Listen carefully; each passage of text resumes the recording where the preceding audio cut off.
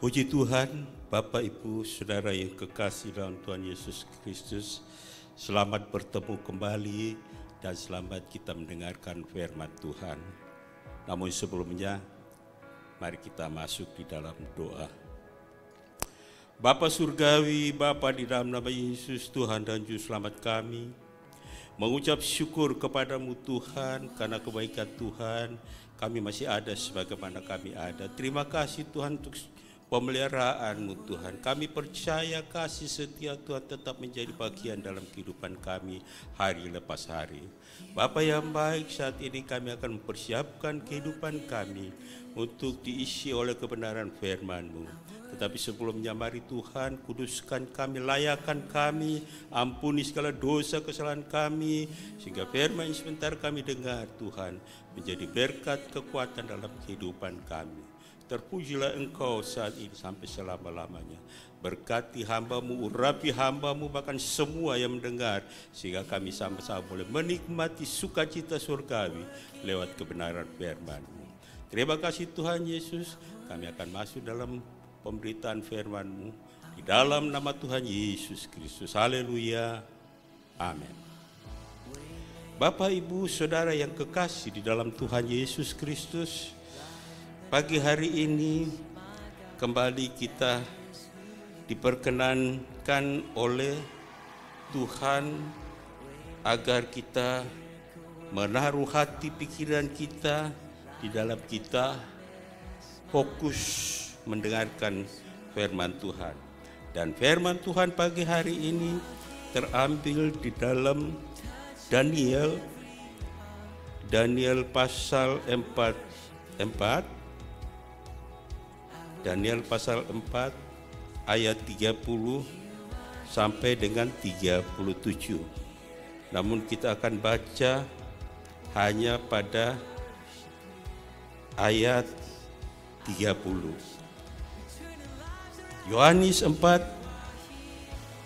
Daniel 4 ayat 30. Demikian bunyi firman Allah.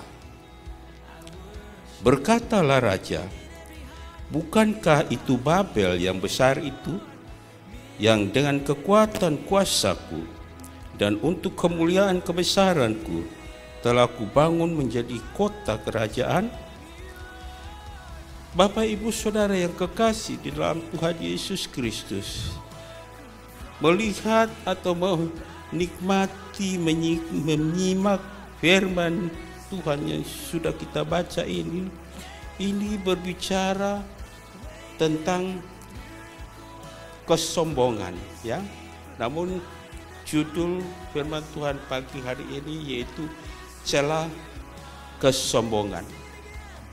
Bapak, Ibu, Saudara yang kekasih di dalam Tuhan Yesus Kristus, berbicara tentang kesombongan, sesuatu hal yang luar biasa. Setiap orang kepingin seperti itu, ya, kepingin menjadi orang yang lebih dari yang lain, menjadi orang yang dihormati, yang mau dipuji, ya. Demikian pula firman Tuhan pagi hari ini berbicara tentang seorang raja yang sombong, yaitu Raja Nebukadnezar. Bapak, Ibu, Saudara yang kekasih dalam Tuhan Yesus Kristus, salah satu hal yang seringkali menggeser keberadaan Tuhan dalam hidup kita adalah kesombongan. Oleh sebabnya kita selalu diingatkan oleh pembawa-pembawa firman, oleh pengkhotbah, oleh orang yang dipercayakan untuk menyampaikan kebenaran firman Tuhan, supaya berhati-hati, jangan bergaul dengan kesombongan. Karena kesombongan itu mematahkan iman percaya kita. Ya, sementara kita tahu persis bahwa Allah tidak senang dengan orang yang sombong.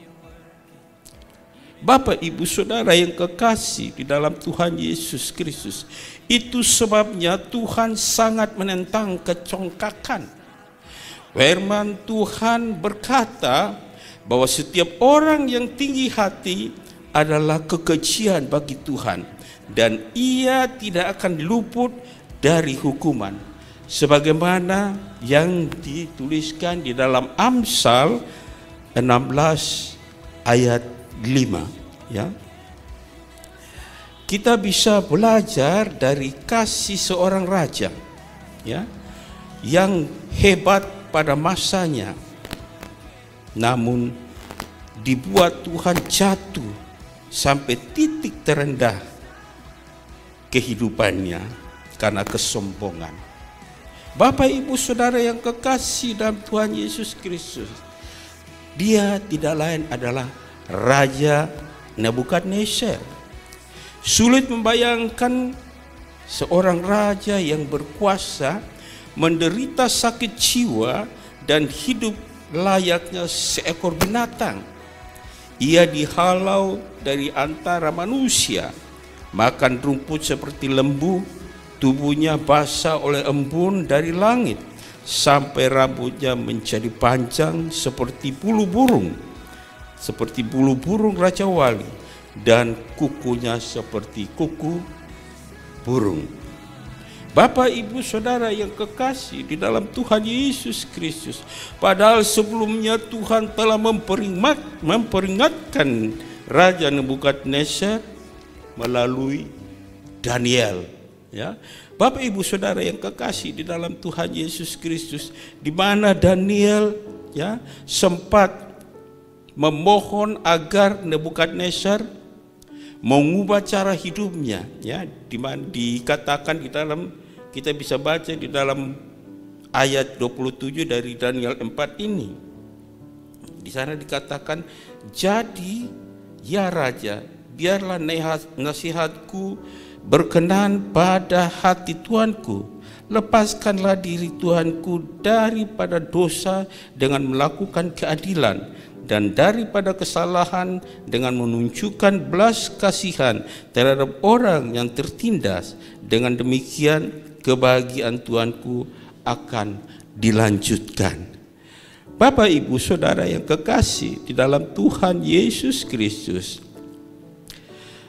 lihatlah betapa mudah bagi Tuhan untuk memutarbalikkan keadaan. Ini dimaksudkan adalah memutarbalikkan keadaan daripada Nebukadnezar yang sombong, sebagaimana ayat dari Daniel 4 ini ayat 30 yang berkata, seakan-akan dialah yang berkuasa, yang membangun Babel, ya, pada saat itu, ya, menjadi satu kerajaan yang besar. Ya, kalau bukan tangan dan kuasanya, tidak mungkin kerajaan Babel itu akan didirikan. Nah, kesombongan inilah yang membuat akhirnya dia jatuh, bahkan tidak mau mendengarkan nasihat-nasihat dari orang-orang yang dianggap dipercayakan sebagai penasehatnya, termasuk di dalamnya adalah Daniel. Ya, Bapak, Ibu, Saudara yang kekasih di dalam Tuhan Yesus Kristus, kita bersyukur kita yang percaya kepada Tuhan, yang memiliki hati itu taat, takut, dengar-dengaran kepada Tuhan, dan mau dekat hanya kepada Tuhan. Jangan sampai kita harus mengalami teguran dari Tuhan karena kesombongan. Karena itu sadar dan waspadalah saat kita mulai berbangga dengan apa yang kita miliki, seperti kecakapan, prestasi, pencapaian, dan termasuk segala kebaikan dan kesalehan kita. Bapak, Ibu, Saudara yang kekasih di dalam Tuhan Yesus Kristus, seperti halnya Nebukadnezar yang berkata, bukankah itu Babel yang besar itu, yang dengan kekuatan kebesaranku telah kubangun menjadi kota kerajaan. Jangan biarkan segala pencapaian membuat kita lupa bahwa ada Tuhan di balik semua itu. Bapak Ibu Saudara yang kekasih dalam Tuhan Yesus Kristus, ya, ingat bahwa Tuhan akan terus membentuk kita dan menyingkap segala hal yang di dalam diri kita yang berada tidak pada tempatnya. Bapak Ibu Saudara yang kekasih dalam Tuhan Yesus Kristus, saat masih tersisa unsur kesombongan di dalam diri kita, Tuhan akan terus membentuk kita manakala kita sedang mengalami kehancuran, patah hati, kekecewaan. Ambillah kesempatan itu menjadi momen untuk memangkas segala kesombongan kita yang harus dilakukan, ya. Jadi memangkas segala kesombongan kita yang harus dilakukan.